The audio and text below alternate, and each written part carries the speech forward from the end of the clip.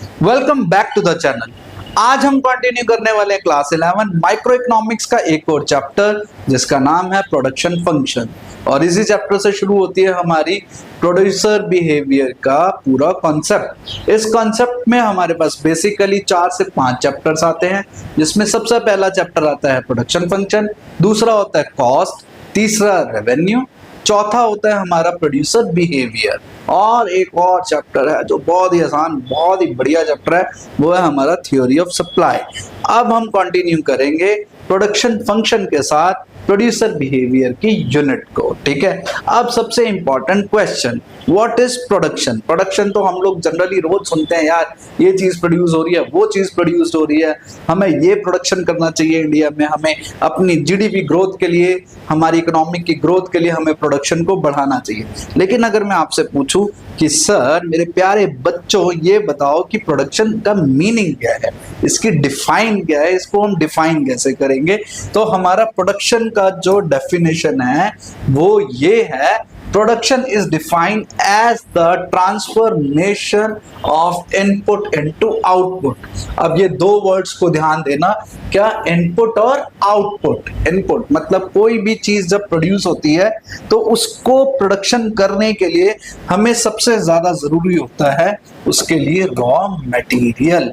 अगर raw material हमारे पास नहीं है तो हमारे को कोई भी चीज प्रोड्यूस नहीं कर पाएंगे। सपोज मेरे हाथ में ये पेन है, तो इसको प्रोड्यूस करने के लिए वी रिक्वायर सम प्लास्टिक और सम अदर मटेरियल। ठीक है, तो वो उसका रॉ मटेरियल होगा and then we provide it to a shape. इसी तरीके से अगर हमारे को शुगर की प्रोडक्शन करनी है, चीनी की प्रोडक्शन करनी है, तो इसके लिए हमारे को रॉ मटेरियल चाहिए जिसको हम कहते हैं शुगर केन।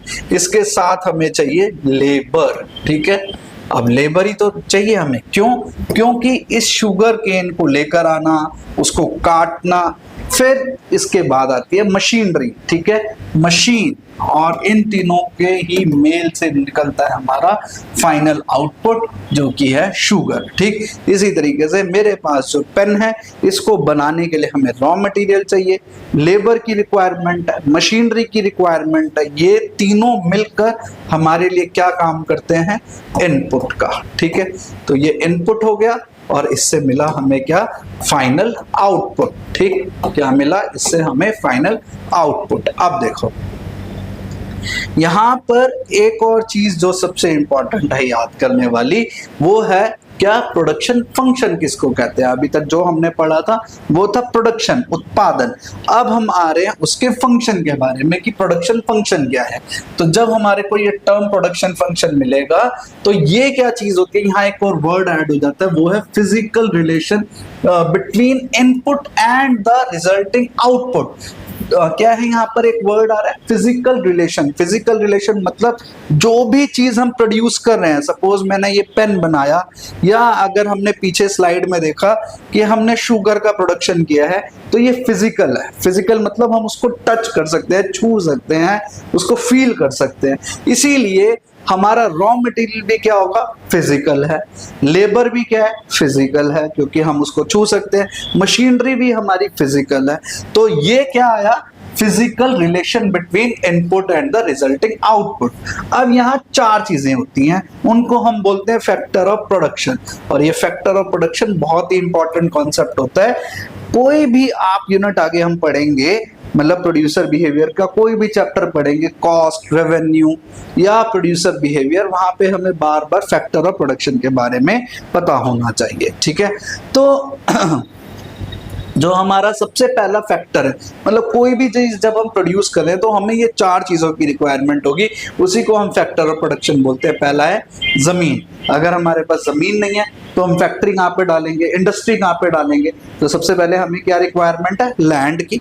दूसरा क्या है? अब वहां पे काम करने के लिए हमें क्या चाहिए?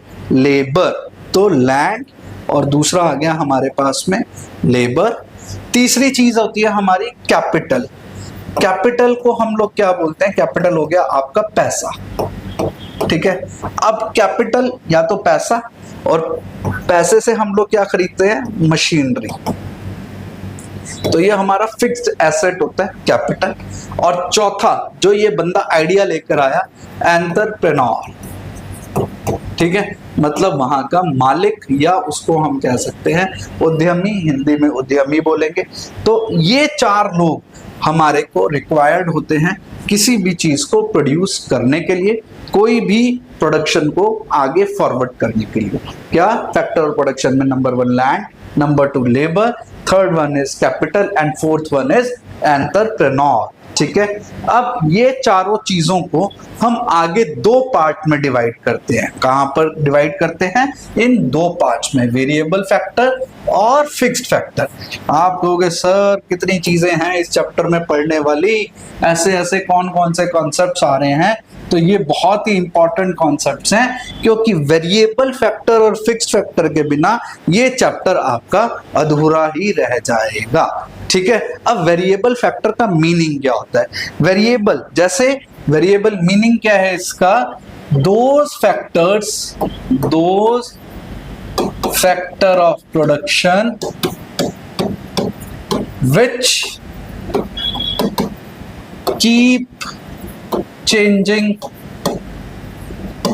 ड्यूरिंग शॉर्ट रन, मतलब शॉर्ट रन कह दो या शॉर्ट टाइम कह दो या शॉर्ट ड्यूरेशन बोल दो। ठीक है, ये तीनों एक ही चीज है। क्लियर? अब यहां पर अगर हम फिक्स फैक्टर की बात करें तो ये क्या होते हैं? Those factors which remain constant during short run. ठीक है, अब सर ये तो हो गई इसके डिफाइन।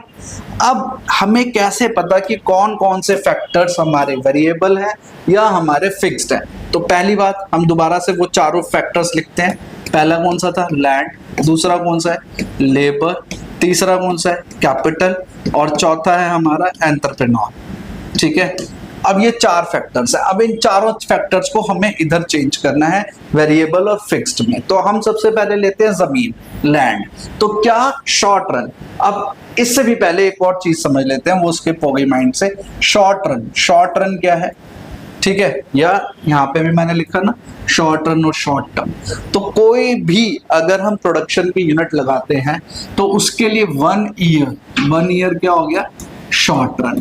ठीक है, शॉर्ट रन। और लॉन्ग रन क्या हुआ? लॉन्ग रन मतलब लंबा समय, तो मोर देन 5 ईयर्स। कितना? हम मान के चलते हैं मोर देन 5 ईयर। तो हम कहां पर बात कर रहे हैं? शॉर्ट रन की, मतलब 1 साल में।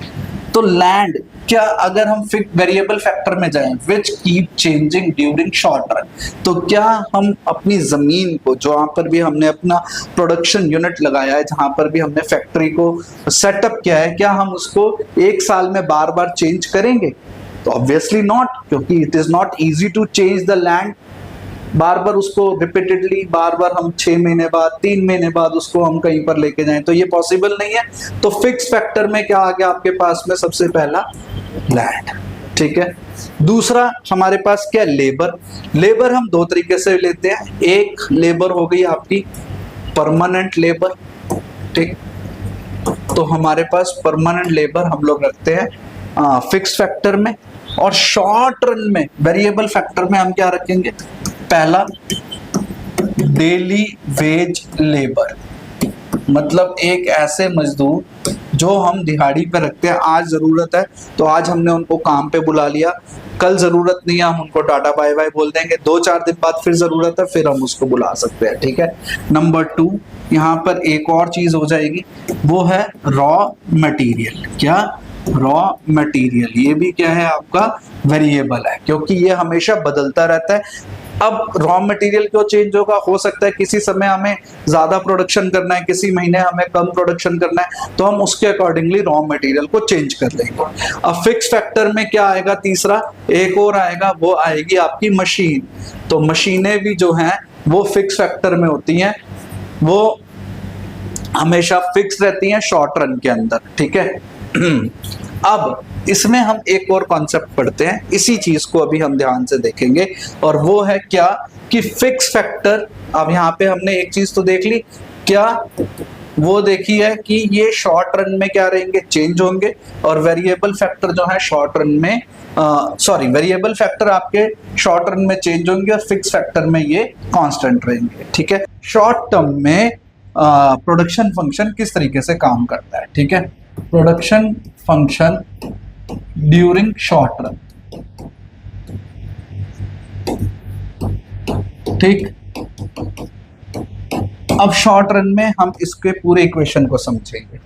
फॉर एग्जाम्पल, एक मिस्टर ए है, इनका बिजनेस है, इनका प्रोडक्शन है किस चीज का, कैंडल मेकिंग। तो कैंडल मेकिंग मतलब मोमबत्ती बनाने का इनका बिजनेस है। ठीक है, अब इनके पास एक फिक्स्ड फैक्टर है। फिक्स फैक्टर की जब हम बात करेंगे तो यहाँ पे हम ले लेंगे कि चलो उनके पास में एक मशीन है, ठीक, प्लस इनके पास 2 labour, 1K plus 2L। 1K मतलब एक फिक्स फैक्टर और 2 वेरिएबल फैक्टर के साथ ये प्रोडक्शन कर रहे हैं 100 कैंडल्स का। सही है, तो ये इनका नॉर्मल है कि भैया एक मशीन 2 लेबर 100 कैंडल। ठीक, अब बताइए कि कैंडल की जो डिमांड है मार्केट में, कैंडल की रिक्वायरमेंट आजकल तो वैसे भी क्या कहते हैं 24 घंटे बिजली आ रही है, तो कैंडल की इतनी रिक्वायरमेंट नहीं रहती, लेकिन कैंडल की डिमांड जो है दिवाली सीजन पे, दिवाली सीजन में कैंडल की डिमांड बढ़ जाती है। ठीक है, अब वो क्या करते हैं मिस्टर ए, वो कहते हैं कि भैया मेरे पास एक ही मशीन है, प्लस मैं इस मशीन पे 4 लेबर लेकर और 200 कैंडल काम कर सकता हूँ। ठीक है, तो इन्होंने क्या किया, अपने वेरिएबल फैक्टर को चेंज किया है और जो फिक्स्ड फैक्टर हैं वो सेम रहे हैं। ठीक है, क्यों, क्योंकि शॉर्ट रन है ना, सीजन का काम है। कौन से सीजन का, दिवाली सीजन का। दिवाली पूरे साल तो रहती नहीं है, ये अक्टूबर या नवंबर के महीने में आया, 2 से 3 महीने काम हुआ, इन्होंने अपनी मशीनों को फिक्स रखा प्लस अपने वेरिएबल फैक्टर को इंक्रीज कर दिया। और जैसे ही दिवाली सीजन बीत जाएगा, जैसे ही दिवाली सीजन बीत जाएगा तो ये वापस से क्या करेंगे, अपने इस पुराने वाले प्रोडक्शन पर आ जाएंगे और अपने 2 वेरिएबल फैक्टर के साथ काम कर लेंगे। ठीक है, सो वेरिएबल फैक्टर क्या हुआ, इसमें शॉर्ट रन समझ आया। जब हम कह रहे हैं शॉर्ट रन, तो during short run one factor remain constant. अब ये कौन सा कांस्टेंट हो गया, फिक्स फैक्टर रिमेन कांस्टेंट, और अदर टेंड्स टू चेंज। ठीक, तो दूसरा फैक्टर क्या हो रहा है, चेंज हो रहा है। कौन सा, वेरिएबल फैक्टर। एक फैक्टर कांस्टेंट हो गया, दूसरा चेंज हुआ, और हमने अपने उस प्रोडक्शन को, शॉर्ट टर्म के प्रोडक्शन को बढ़ा दिया। और जैसे ही वो हमारा प्रोडक्शन वापस से जाएगा तो हम इस वेरिएबल फैक्टर को रिड्यूस करेंगे और पुरानी चीज पर आ जाएंगे। ठीक है, तो अब जब हम बात करते हैं किसकी, शॉर्ट रन की, तो इस शॉर्ट रन में हमें एक लॉ पढ़ना है। शॉर्ट रन में एक प्रोडक्शन का लॉ है जिसे हमें पढ़ना है, और उस लॉ का नाम है law of return to factor. Law of return to factor. ठीक है, परिवर्तनशील का नियम, साधनों का नियम, हिंदी में कहेंगे परिवर्तनशील साधनों का नियम। चलो आप याद करो, law of return to factor. अब रिटर्न टू फैक्टर क्यों हुआ, क्यों हुआ वो, क्योंकि इसमें क्या कह रहा है, one factor remain constant and other tends to change. तो जब हमारे को क्या है कि जब जरूरत है हमने एक वेरिएबल फैक्टर को इंक्रीज कर दिया, और जब हमें जरूरत नहीं है हमने उसको डिक्रीज कर दिया, तो वो क्या कहलाया, रिटर्न टू फैक्टर, कि हम वापस से अपने उस पुराने वाले फैक्टर पे पहुंच जाएंगे। ठीक है, तो इसका डिफाइन क्या बनता है, law of return to factor states, law of return to factor states, ठीक है, one factor of in short run, sorry यहां पे एक वर्ड आएगा, in short run one factor of production remain constant constant and other tends to change, and other tends to change. अब कौन सा change होता है ये आपको समझ आ ही गया होगा, वेरिएबल फैक्टर चेंज होगा और जो कांस्टेंट है वो है फिक्स्ड फैक्टर, ये चेंज नहीं होगा। तो जब भी हम इसकी बात करेंगे रिटर्न टू फैक्टर की, तो यहाँ पे क्या रहता है L प्लस के, या आप क्या दो K plus L, 1K plus 2L और 1K प्लस 2L, और इसी के नीचे एक और अगर हम लिख दे, दोबारा से लिखता हूं मैं यहाँ पर, हाँ 1K प्लस 2L और फिर 1K प्लस 4L, मतलब एक तो कांस्टेंट हो गया और दूसरे को हमने चेंज कर दिया। ये वाला एग्जांपल भी आप अपने आंसर में लिख सकते हैं, ठीक है। अब देखते हैं आगे, हमारे पास में 3 कॉन्सेप्ट है, क्लियर। तो आगे बढ़ते हैं। तो अब इस चैप्टर में 3 मेन कॉन्सेप्ट्स हैं जिसको हमने ध्यान से पढ़ना है। पहला है हमारा टोटल फिजिकल प्रोडक्ट और टोटल प्रोडक्शन। तो अभी हमने क्या बात करी थी कि इसको हम जब भी हम पढ़ रहे थे तो वो क्या था, फिजिकल रिलेशन। तो प्रोडक्शन में सबसे इंपॉर्टेंट वर्ड आता है इसमें फिजिकल। तो कोई भी चीज प्रोड्यूस्ड हो रही है वो कैसे प्रोड्यूस्ड हो रही है, फिजिकल प्रोड्यूस्ड है, मतलब हम उसको टच कर सकते हैं, वी कैन टच इट, ठीक है। तो फिजिकली प्रोड्यूस्ड है और वो हो गया हमारा टोटल प्रोडक्शन, मतलब हमने कितनी चीजों का प्रोडक्शन किया है, कुल उत्पादन हमारा कितनी चीजों का है, इसमें आएगा हमारा quantity. It is defined as the quantity of a goods produced by a firm with the given input during a specific period of time। तो कौन कौन से inputs है, again K plus L are the inputs. K क्या हो गए आपके fix factor और L हो गया आपका वेरिएबल फैक्टर। एवरेज प्रोडक्शन, उसको हम AP या एवरेज फिजिकल प्रोडक्शन भी बोलेंगे, APP या AP कुछ भी बोल सकते हैं। It is defined as the amount of output produced per unit of the variable factor और लेबर एम्प्लॉयड। मतलब जैसे अगर मैंने एक लेबर रखा, फिर 2 रखा, फिर 3 रखा, तो हमने इनकी एवरेज निकालनी है कि एक के बाद जब हम दूसरी लेकर आ रहे हैं, वेरिएबल फैक्टर को लेकर आ रहे हैं, तो उसने कितना काम किया, दोनों का औसत एवरेज निकालना है कि पहले से हमारी एवरेज 10 की आ रही थी, अगर हमने 2 रख लिया तो हमारे को क्या 20 की एवरेज है, 15 की एवरेज है, तो एवरेज निकालनी है। तो अभी हम सीखेंगे इन सबके फॉर्मूलों को समझेंगे, ठीक है। MP क्या होता है, MP होता है change, defined as the change in TP resulting from the employment of an additional unit of variable factor, कि अगर हम एक से दूसरा लेकर आए तो उन दोनों में क्या डिफरेंस हुआ। अभी हम इन तीनों के फॉर्मूलों को देखते हैं, इन तीनों के रूल्स देखते हैं। तो पहला क्या आया आपके पास में, सबसे पहला आया आपके पास TPP। अगर P आ रहा है तो ये फिजिकल है, ये वाला P प्रोडक्ट है, इसको हम TP भी बोल देंगे। नंबर 2 दूसरा होता है एवरेज फिजिकल प्रोडक्ट, APP या हम AP बोलते हैं। और तीसरा होता है हमारा मार्जिनल फिजिकल प्रोडक्ट, MPP, ठीक है, या MP। AP को हम लेंगे TP अपॉन में L, L मतलब हो गया यहाँ पे वेरिएबल फैक्टर, ठीक है, क्लियर। इसको हम एक और तरीके से लिख सकते हैं TP अपॉन Q, तो कुछ भी आप लिख सकते हो। MP कैसे निकलेगा, TPN माइनस TPN माइनस 1, ये बिल्कुल सेम वैसे ही है जब आप TU का फॉर्मूला ले रहे थे ना, TU और MU का, तो सेम वैसा ही है। और TP कैसे निकलेगा, TP निकलेगा MPN प्लस 1 करके, ठीक है। तो इसमें किसी भी तरीके से आप निकाल सकते हो। एक और तरीका हम लोग इसमें से निकाल सकते हैं AP मल्टीप्लाई बाय यूनिट्स या फिर लेबर, ठीक। इस तरीके से हमारा TP का फॉर्मूला निकलता है।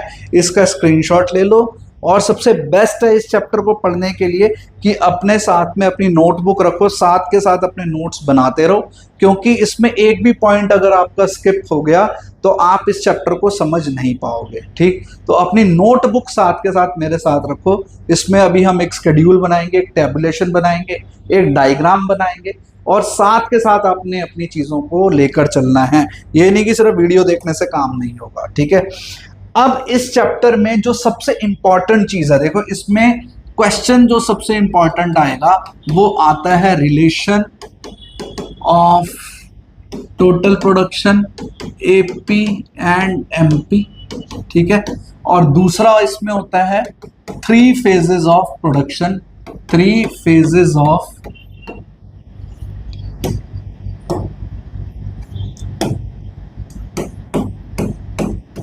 3 phases ऑफ प्रोडक्शन, ठीक है, with TP, AP and MP.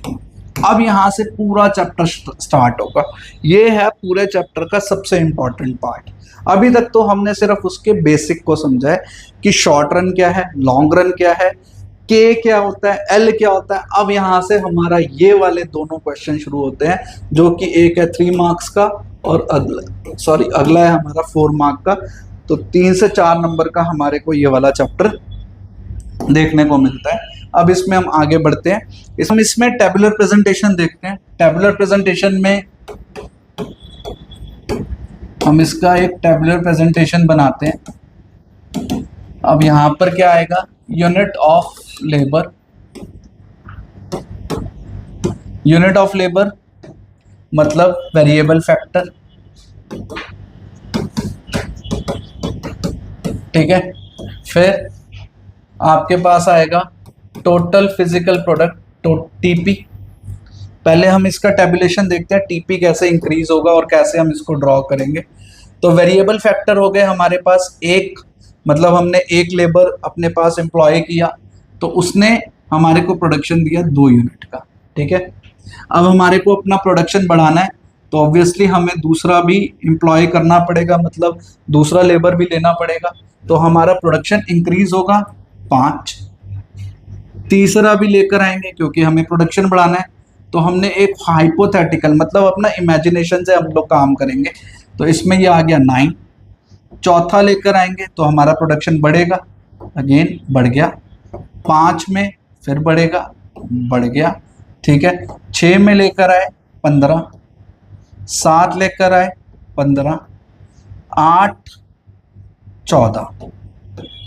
अब देखो सर यहाँ क्या हो रहा है ना बच्चों, एक चीज समझते हैं। इधर क्या हुआ कि हम अपने वेरिएबल फैक्टर को इंक्रीज कर रहे थे। आप देखो कैसे, पहली यूनिट लेकर आए हम वेरिएबल फैक्टर, मतलब एक लेबर को एम्प्लॉयड करते हैं तो 2 हमारी प्रोडक्शन हुई। दूसरा वेरिएबल फैक्टर, दूसरा लेबर आया, हमारा प्रोडक्शन बढ़ा। 3 लेबर हो गए, हमारा प्रोडक्शन और बढ़ गया। 4 लेबर हमने रखी तो प्रोडक्शन बढ़ा। 5 लेबर रखी फिर प्रोडक्शन बढ़ा। 6 लेबर रखी, प्रोडक्शन बढ़ा। लेकिन 7वीं लेबर पे क्या हो रहा है, प्रोडक्शन हमारा कांस्टेंट हो रहा है, ठीक है। क्यों हुआ, क्लियर? इसका भी हम रिप्लाई देखते हैं। 8वीं हमने लेबर रखी, भाई प्रोडक्शन इंक्रीज होना चाहिए लेकिन प्रोडक्शन तो क्या हुआ, कम हो गया। प्रोडक्शन तो वापस उस स्टेज पर आ गया जहां पर हमारे पास 5 यूनिट्स थी। ऐसा क्यों हुआ? तो इसका एक छोटा सा एग्जांपल समझो। ये आपने भी देखा है, जहां लेबर ज्यादा हो जाती है वहां प्रॉब्लम क्रिएट होती है। कैसे क्रिएट होगी? 2 लेबर है अपने अपने काम में लगे, भाई काम करो काम करो। 3 लेबर है, काम कर लेंगे। एक जो उनका एम्प्लॉयर है, मतलब जहां पर वो लोग काम कर रहे हैं, वो भी उसके ऊपर नजर रख पाएंगे। लेकिन लेबर ज्यादा हो जाती है, आपस में बातें कर रहे हैं, यार इकट्ठे चलते हैं, आप थोड़ा घूम कर आते हैं, ले भाई एक बीड़ी पी, ठीक। तो क्या हो रहा है, थोड़ा सा बातचीत हो जाती है, माहौल बनता है, मजा आता है काम करने का। तो क्या होता है कि टाइम वेस्ट ज्यादा हो जाता है। जब टाइम वेस्ट होता है तो प्रोडक्शन कम हो जाती है, पहली बात।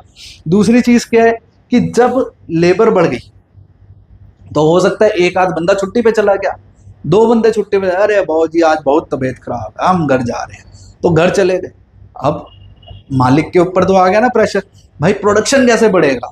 तो प्रोडक्शन बढ़ाने के लिए उन्होंने एक और बंदे को एम्प्लॉय किया, लेकिन वो कह रहा है प्रोडक्शन बढ़ नहीं रहा, घट रहा है, ठीक है। अब इसके पीछे एक रीजन और है, वो अभी भी देखेंगे। अब पहले हम निकालते हैं एपी।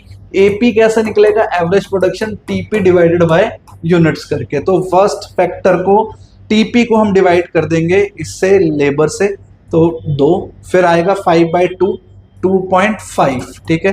पता है ना कैसे निकला? 5/2, टीपी की वैल्यू है 5, वेरिएबल फैक्टर है 2, तो 2.5। इसका क्या मतलब हुआ, एक लेबर ने तो 2 यूनिट का काम किया, लेकिन जब 2 लेकर आ रहे हैं तो दोनों ने मिलकर कितना एवरेज काम किया, तो वो हुआ 2.5। फिर आएगा 9/3, 3, 12/4, 3, 14/5, 2.8, ठीक है। 15/6, 15/6 तो हो गया आपका 2.5। 15/7 तो 2.1, 14/8 तो हो गया आपका 1.7, ठीक है। अब इसी तरीके से अब हम अगला निकालते हैं सबसे लास्ट, वो क्या होता है आपका मार्जिनल प्रोडक्शन, एमपी। एमपी कैसे निकलता है? एमपी का फॉर्मूला होता है क्या? टीपीएन माइनस टीपीएन माइनस 1, ठीक है। तो 2 माइनस 0, 2 माइनस 0 हो गया 2, 5 minus 2 3, 9 minus 5 4, 12 minus 9 3, 14 minus 12 2, 15 minus 14 1, 15 minus 15 0, 14 minus 15 minus 1, ठीक है। तो ये हमारा क्या निकलता है? Marginal production. अब मार्जिनल प्रोडक्शन टीपी से निकला, क्लियर। अब सिर्फ आपने कॉन्सेंट्रेट करना है टोटल प्रोडक्शन पे, ठीक है। सिर्फ इसके ऊपर ध्यान देते हैं। यहां पे मैं खड़ा हूं ताकि आपको ये दिखाई ना दे। यहां पर देखना है इस वाली चीज को, सिर्फ इस चीज पे कॉन्सेंट्रेट करो, ठीक है।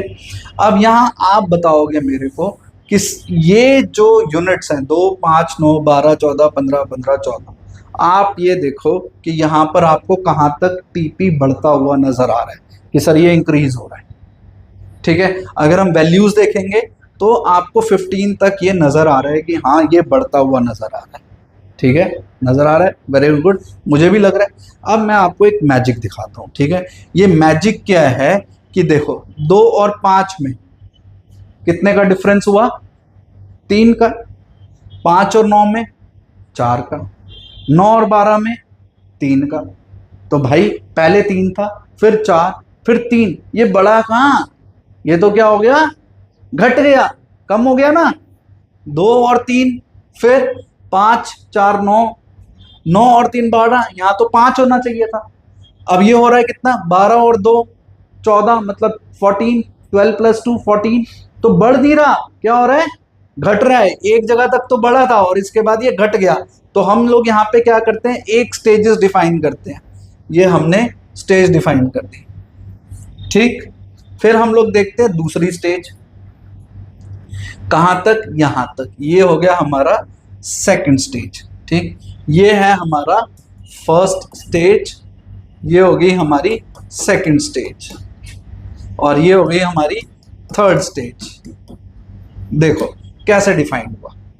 2 और 3 का डिफरेंस हमारे को, पहले पे तो 2 था, फिर कितने का डिफरेंस आया? 3 का। फिर कितने का डिफरेंस आया? 4 का। फिर कितने का डिफरेंस आ रहा है? 3 का। फिर कितने का डिफरेंस आ रहा है? 2 का। फिर कितना आ रहा है? 1। फिर कितना आ रहा है? 0। तो यहां से जहां से ये घटना शुरू कर रहा है, जहां से एमपी का डिफरेंस घटना शुरू कर रहा है, वो है हमारी सेकंड स्टेज। और जहां पर ये एमपी नेगेटिव हो रहा है, देख रहे हो ना, ये नीचे गिर गया ना 14, तो एमपी और टीपी को देखकर आपको स्टेजेस डिफाइन करने हैं।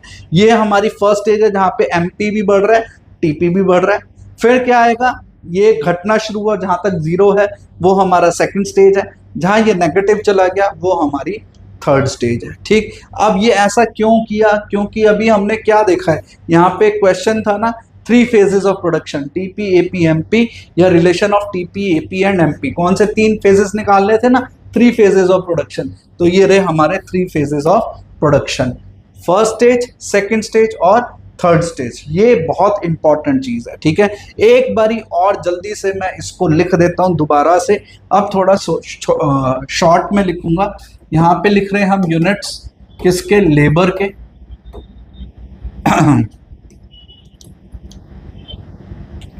1 2 3 4 5 6 7 8। आपने बिल्कुल एज इट इज यही वाला टेबुलेशन याद करके चलना। अपनी तरफ से बनाओगे थोड़ी सी दिक्कत होगी, क्लियर। तो 2 5 9 12 14 15 15 और 14, ठीक है। इसके बाद हम लोग लिखते हैं क्या? एपी। एपी कैसे निकलेगा? इन दोनों को डिवाइड करके 2 2.5 3, फिर 3, फिर कितना आया? 2.8 2.5 2.1 1.7, ठीक है। इसके बाद हम लोग निकालेंगे किसको? एमपी।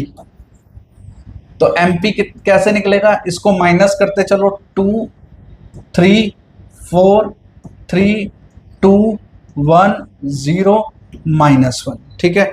अब इन तीनों को आपने स्टेजेस में डिफाइन कर देना है। जहां पर आपका टीपी और एमपी बढ़ता है, ये वाला जो स्टेज है देखो बढ़ रहा है ना, 2 3 4, तो ये आपका फर्स्ट स्टेज है जहां पर एमपी 0 पे पहुंच गया, इसके बाद ये घटा और फिर ये 0 पे पहुंच गया, ये हो गया आपका सेकंड स्टेज। क्या हो गया? Second stage. और जहां ये कम है वो हो गया आपका थर्ड स्टेज। ठीक है, तो सर अब हमने ये दोबारा दोबारा क्यों बनाया? ये चीज तो हम पहले भी पढ़ चुके हैं। अब इसी चीज को ना हम डायग्रामेटिकली ड्रॉ करेंगे। इसी चीज को हम क्या करेंगे? डायग्रामेटिकली ड्रॉ करेंगे। तीनों स्टेजेस को कैसे ड्रॉ करेंगे? देखो, ये आपका हो गया एक्स और वाई एक्सिस, क्लियर। अब यहां पर ये हो गया आपका 0। अब देखो पहले हम टीपी को डिफाइन करते हैं। टीपी का लोवेस्ट कितना है? 2 और हाईएस्ट कितना है? 15। ठीक है, तो ये हो गया 2 4 6 8 10 12 14 16। 2 4 6 8 10 12 14 16, 2 का गैप लिया है। कितने यूनिट्स हैं? 8।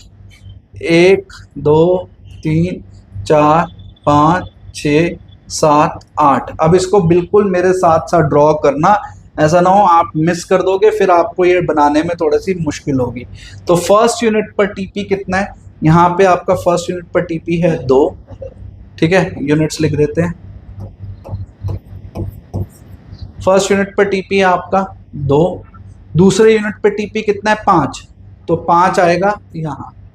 ठीक है, 4 और 6 के बीच में। तीसरे यूनिट पर कितना है? 9, तो 8 और 9 10 के बीच में। एक सेकेंड,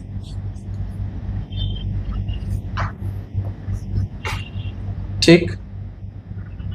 फिर कितना है? चौथे यूनिट पे कितना है? 12, तो 12 बिल्कुल ये रहा 12। पांचवें यूनिट पे 14, पांचवें यूनिट का 14। छठे यूनिट पे 15, 15 यहाँ आएगा। सातवें पे 15 बिल्कुल सामने। 8 पे 14 नीचे। ठीक, अब ये डॉट्स को हम ज्वाइन कर लेते हैं। ठीक है, देखो ये डॉट्स ज्वाइन हो गए हो गए हो गए, ये बिल्कुल सही जा रहा है, बिल्कुल सही सही सही, और ये नीचे गिर गया। ठीक, तो ये एक शेप ये वाली जो बन रही है, ये आपका थर्ड स्टेज पे आ गया। ठीक है, ये वाला आ गया आपका 7th स्टेज पे। ठीक, ये आपकी फर्स्ट स्टेज है, ये है आपकी सेकंड स्टेज, और ये आपकी थर्ड स्टेज। क्यों है? क्योंकि यहाँ पे टीपी क्या था? इंक्रीज हो रहा था। ठीक, फिर ये इंक्रीज हुआ है। अब इसमें एक चीज को समझना है कि इन फर्स्ट स्टेज, इन अभी सिर्फ हम टीपी को बढ़ते हैं, तो फर्स्ट स्टेज में TP increase at increasing rate, at increasing rate. अब ये sir increase at increasing rate क्यों है? देखो यहाँ पे कैसे इंक्रीज हो रहा है? बढ़ते दर से। 2 से 5 गया, कितने का डिफरेंस हुआ? 3 का। 5 से 9 गया, कितने का डिफरेंस हुआ? 4 का। तो टीपी इंक्रीज हो रहा है एट इंक्रीजिंग रेट। ठीक है, सेकंड स्टेज में क्या हुआ? बढ़ा तो है, 9 से 12 तो गया, बढ़ा तो है, लेकिन कैसे? घटते हुए, डिक्रीजिंग रेट पे। तो सेकंड स्टेज में क्या हो रहा है? सेकंड स्टेज में TP increase at diminishing rate, at diminishing rate. Diminishing मतलब घटते दर से। देखो बढ़ रहा है, हम मना नहीं कर रहे नहीं बढ़ रहा, बढ़ रहा है।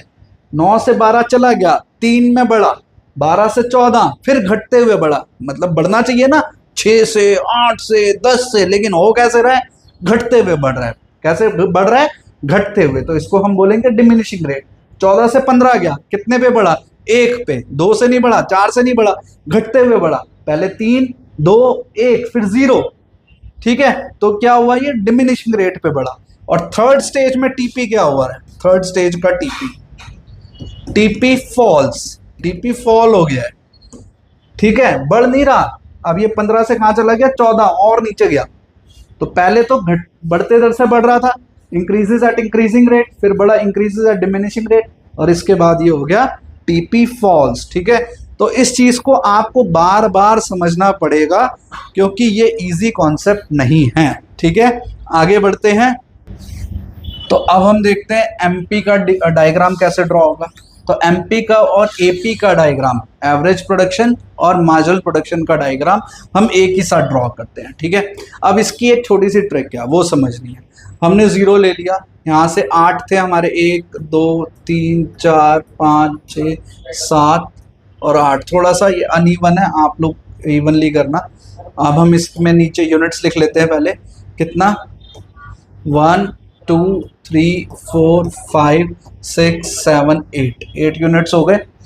अब यहाँ पे हमने क्या देखा पीछे वाले डायग्राम में कि ये जो फर्स्ट यूनिट पे हमने एक ड्रॉ किया और ये डॉटेड लाइन हमने सेकंड यूनिट पे भी ड्रॉ करी, ठीक है। तो ऐसे ही आपने थर्ड वाले पे आपका फर्स्ट स्टेज है और 7th पे आपकी सेकंड स्टेज है, ठीक है। देखो फर्स्ट यूनिट आपकी कहाँ पर आ रही है, थर्ड यूनिट पे, और सेकंड स्टेज आ रही है आपकी 7th यूनिट पे। तो इसी तरीके से हमने भी पहले थर्ड यूनिट का एक स्टेज ले लिया और फिर हमने ले लिया 4th का, क्लियर। अब एपी का हमारे को थोड़ा सा ये देखना है कि इसका जो हाईएस्ट कितना है, ये शुरू हो रहा है 2 से और इसका लोवेस्ट है 1.7 और 3 है, ठीक है। मतलब 3 इसका हाईएस्ट है और लोवेस्ट है इसका 1.7। तो हम लोग इसमें क्या करते हैं, या तो एक एक का डिफरेंस ले लो या 0.5 का डिफरेंस ले लेते हैं। चलो तो 0.5 1 1.5 2 2.5 और 3, ठीक है। अब हमारे को ये देखना है बार बार कि फर्स्ट यूनिट पे हमारा एपी कितना था। फर्स्ट यूनिट पर एपी जो था वो था हमारा 2, एपी हो गया आपका फर्स्ट यूनिट पे 2। पहले मैं बना रहा हूँ एपी का डायग्राम, ठीक है। फर्स्ट यूनिट पर एपी कितना है 2, फिर 2.5 और 3, ठीक है। 2.5 और फिर हम 3 पर, 2 पर है ये 2.5 और फिर ये है 3 पर, तो 3 पर 3 है ये, क्लियर। अब चौथे यूनिट पे ये कितना है, चौथे यूनिट पे आ जाओ, 3 2.8 2.5 2.1, तो 3 के बाद आपके पास आ जाएगा 2.8। एक बारी दोबारा देखते हैं, थोड़ा सा कंफ्यूज हो गया। हाँ, तो फोर्थ यूनिट पर ये कितना है 3, फोर्थ यूनिट पर है ये 3, फोर्थ यूनिट पर भी ये है 3। इसके बाद ये डिक्लाइन होता है फिफ्थ यूनिट पर 2.8, 6 यूनिट पर 2.5, ठीक है।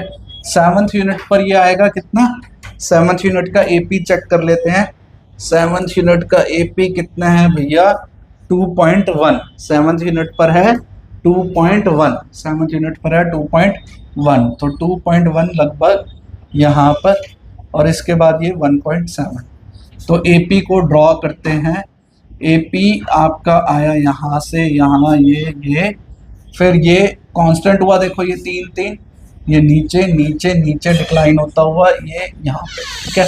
और इसको यहाँ से ये, तो एपी आपका इस तरीके से बन रहा है, ठीक है। एपी का शेप इस तरीके से आएगा, ठीक। अब हम देखते हैं एमपी का शेप कैसे आ रहा है। MP marginal production, marginal production कैसे बन रहा है, 2 3 4 2 3 4, ठीक है। तो यहाँ पे हमने थोड़ा सा और इसको बढ़ा लेते हैं इसी डायग्राम को, 3.5 और 4। तो फर्स्ट यूनिट पर ये कितना है 2, फर्स्ट यूनिट पर ये 2 ही है, ठीक। फर्स्ट यूनिट पर एमपी कितना है 2, दूसरे यूनिट पर ये है 3, दूसरे यूनिट पर है ये 3, तीसरे यूनिट पर कितना है 4, पांचवें यूनिट पर, चौथे यूनिट पर एपी कितना है, चौथे यूनिट का एपी है 3 2 1 0, ठीक है। चौथे यूनिट पर एमपी है 3, चौथे यूनिट पर एमपी है 3, ठीक। फिर कितना है पांचवें यूनिट पे 2, पांचवा यूनिट हो गया आपका ये रहा।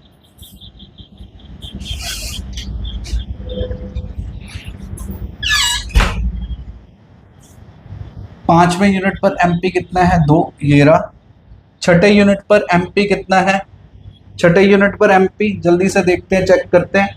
छठे यूनिट पर है 1, सातवें पे 0, छठे पर 1 1, सातवें पे 0 और आठवें में -1। अब इसको ज्वाइन कर लो, ये आपका ऊपर गया, यहाँ से इसको क्रॉस किया, ये आया, ये 0 और ये -1। तो ये एमपी और ये आपका हो गया एपी। ठीक है, अब एपी और एमपी का रिलेशन, किसका? एपी और एमपी का रिलेशन। तो देखो फर्स्ट स्टेज में क्या हो रहा है, फर्स्ट स्टेज में आप देखो, फर्स्ट स्टेज आपकी होती है यहां से 1 से लेकर 3 तक, ये आपकी फर्स्ट स्टेज है, ये आपकी सेकंड स्टेज है और ये आपकी थर्ड स्टेज है। ठीक है, तो फर्स्ट स्टेज में एपी और एमपी का रिलेशन, फर्स्ट स्टेज में एपी और एमपी का रिलेशन। तो फर्स्ट स्टेज में एमपी जो है वो एपी से ग्रेटर है। सही है, 2 3 4 देखो, 2 3 और ये 4, और यही चीज हमारी टेबुलेशन में भी आ रही है।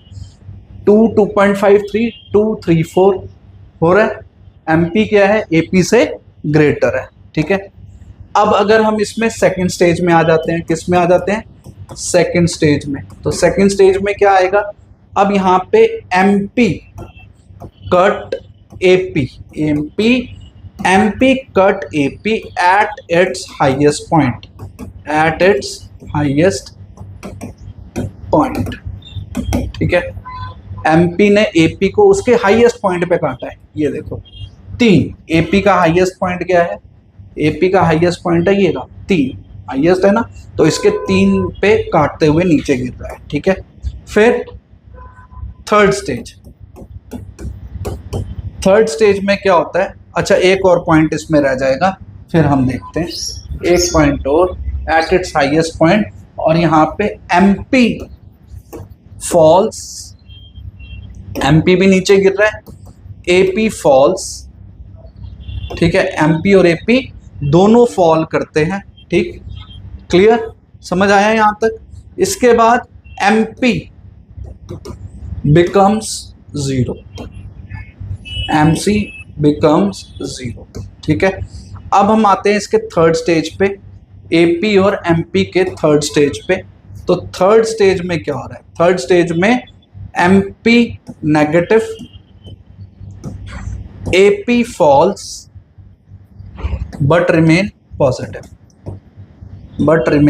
पॉजिटिव, ठीक है, एपी फॉल हो रहा है लेकिन पॉजिटिव है, जबकि एमपी क्या हो गया? नेगेटिव हो गया। ठीक है, अब यहां तक मेरे को लगता है आपको क्लियर है। एक बिल्कुल इसको एक बारी और देख लेते हैं छोटे से में दोबारा से। देखो, इसको मैं बार बार इसलिए करा रहा हूं क्योंकि ये बहुत इंपॉर्टेंट है, सारा क्वेश्चन इसी टॉपिक से आएगा। तो लेबर के यूनिट हो गए 1 2 3 4 5 6 7 8। दोबारा टेबुलेशन लिख देते हैं जल्दी से। टीपी 2 5 9 12 14 15 15 14। ठीक है, एपी इसको डिवाइड करके निकलेगा 2 2.5 3 3, फिर आ गया 2.8 2.5 2.1 1.7।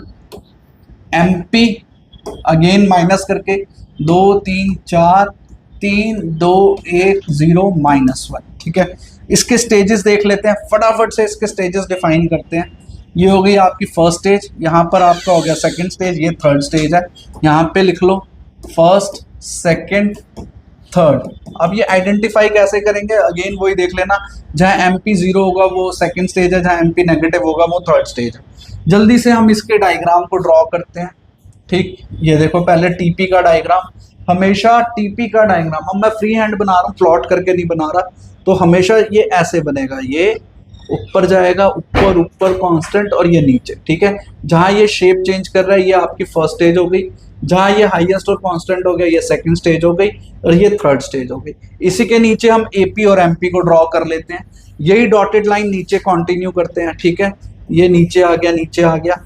अब एपी और एमपी कैसे ड्रॉ होगा देख लो जल्दी से। ये आपका पहले हम ड्रॉ करते हैं एपी, एपी ऊपर जाएगा, यहाँ पे जाके ये कांस्टेंट, फिर ये नीचे, इसको 0 टच नहीं कराना। ठीक है, एमपी कैसे ड्रॉ होगा? एमपी को हम ऊपर लेके जाते हैं, यहाँ से ये ऊपर, इसके हाईएस्ट पॉइंट पे कट करके ये सीधा 0 और ये नेगेटिव। तो ये हो गया आपका एमपी, ये हो गया आप एपी, ये हो गया आपका एमपी। ठीक, ये आपका टीपी मैक्सिमम है और ये एमपी आपका 0 है और ये नेगेटिव है। ठीक, अब इनकी सबकी इसको स्क्रीनशॉट भी ले लेना, बहुत इंपॉर्टेंट है ये वाला topic.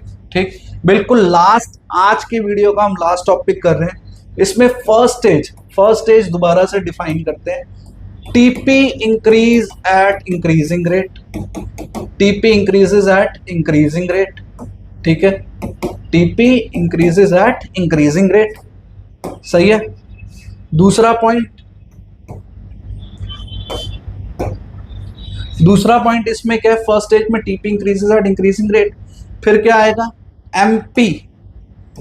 MP is greater than AP. अब मैं दोनों ही चीजों को मिक्स करके चल रहा हूं क्योंकि ये क्वेश्चन आपका आएगा। ठीक है, सेकंड स्टेज, अब हम सेकंड स्टेज को डिफाइन करते हैं। सेकंड स्टेज में क्या हो रहा है, पहला point, TP increases at diminishing rate, TP increases at diminishing rate. ठीक है, MP cuts AP at its maximum point. ठीक है, थर्ड, ये वाला बहुत इंपॉर्टेंट है, third point, MP becomes zero where TP is maximum. ठीक है, ये आपका सबसे इंपॉर्टेंट पॉइंट है, थर्ड वाला, हमेशा इसमें से क्वेश्चन आएंगे। ठीक, इसके बाद हमारा रह गया थर्ड स्टेज। थर्ड स्टेज में क्या होता है, third stage TP falls, TP गिरना शुरू हो गया, टीपी फॉल्स।